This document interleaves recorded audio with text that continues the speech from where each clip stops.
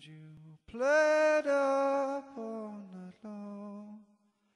I know I said I played too, but I had enough of this town.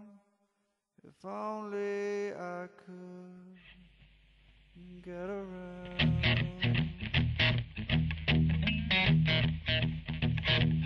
Hello and welcome to InRetroSpect. As this is the first one, I thought it would be necessary to briefly lay down what this podcast is all about. First and foremost, it's a look at video games released 15 years ago, reviewed predominantly from a modern context. So, if a game was good then, but isn't now, then it's a bad game, as this show sets out to enlighten those of us that didn't get to play it the first time round. Second, it's a chance to talk about the games of today and how old titles have affected the industry up until this point.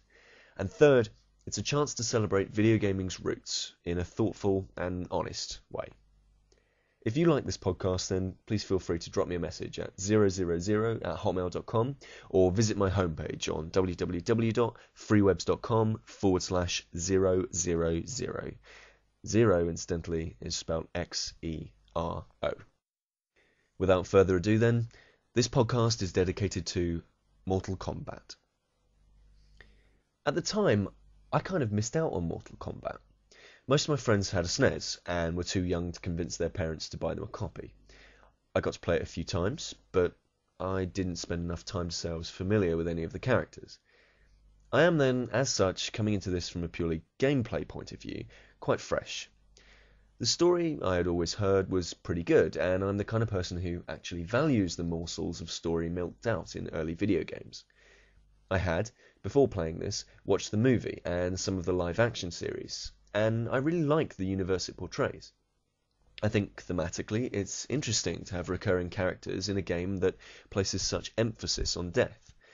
I also like the idea of two conflicting realms or worlds constantly, futilely battling one another, much in the same way I enjoyed reading Arthur C. Clarke's 2061 description of the seas of Ganymede constantly boiling and freezing. I remember the game looking fantastic and having a really clear art style that really grabbed me. I thought it was a really mature, sophisticated look. But sadly, I think this is inevitably going to be the area that's suffered most over the years.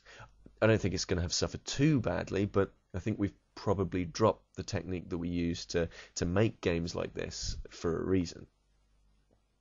I think that the gameplay will be technically not as adept as Capcom or SNK's offerings, and yet I remember the fatalities being incredibly hard to pull off, for me being more a matter of luck than skill.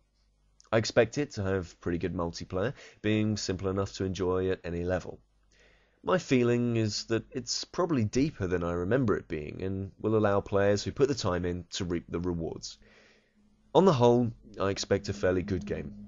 Many people rave about this series, and the attention Mortal Kombat vs. DC is getting shows there is, at the very least, a hardcore following of this game, possibly even a fond fanboy mentality, i.e. that people play this because they have positive memories of it.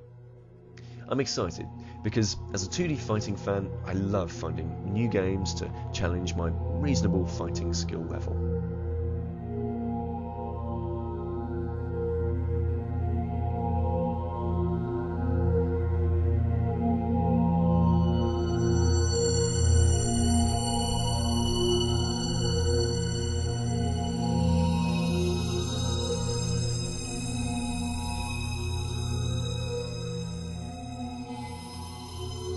"15 years ago, Mortal Kombat was delighting arcade gamers everywhere. The title, for those that don't know, is a 2D beat-em-up that was released in direct competition to Street Fighter II, much in the same way King of Fighters was. It, and its later iterations, are now available to play on a multitude of platforms, including modern consoles through various compilations and digital download. In this review, I'm going to be playing the Sega Mega Drive version, Genesis for anyone living in the USA, for reasons that will become clear later in the podcast. As I have said, the game was in direct competition with other fighters of the time, fighting games being a staple component of the arcade scene. It tried to stand out from the crowd by using graphics created by photographing actors performing different moves, giving it a, for the time, very modern and graphically impressive look. It also utilised blood and gore, and introduced the world to fatalities, a concept that would become synonymous with the franchise. All of this would come to grab the attention of gamers and critics alike. The title was largely successful, especially its sequel, Mortal Kombat 2, going on to spawn movies, several TV series, a range of action figures, comic books, fan fiction, etc., etc. The game was created by Ed Boon and John Tobias, who wanted originally to create a game starring Jean-Claude Van Damme, and why not? But due to rights and other legal issues, instead decided to base a game around the concept of a fighting tournament, in the vein of Enter the Dragon. The release of the title, which was one of the biggest in history, even dubbing the release day Mortal Monday, was given much media attention at the time for its controversial use of violence in a medium that was widely regarded as solely for young people.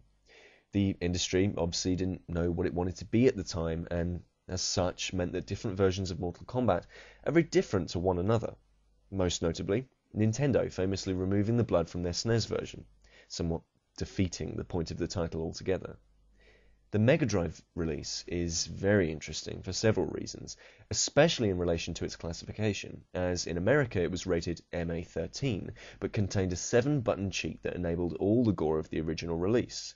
We think that the Hot Coffee GTA fiasco was bad, but can you imagine the reaction a stunt like that would have in today's press? It certainly made an impact on the video games of today, as when the game was published, along with a few other controversial titles, a committee was created to discuss content of video games and the responsibilities game publishers have to their audience. Without this title, we may not have had such strict censorship laws, the kind that lead to games like Manhunt becoming banned or heavily edited in some parts of the world. And whatever your opinion on this, games like Mortal Kombat started the ball rolling for games to be seen as a medium that can deal with mature content.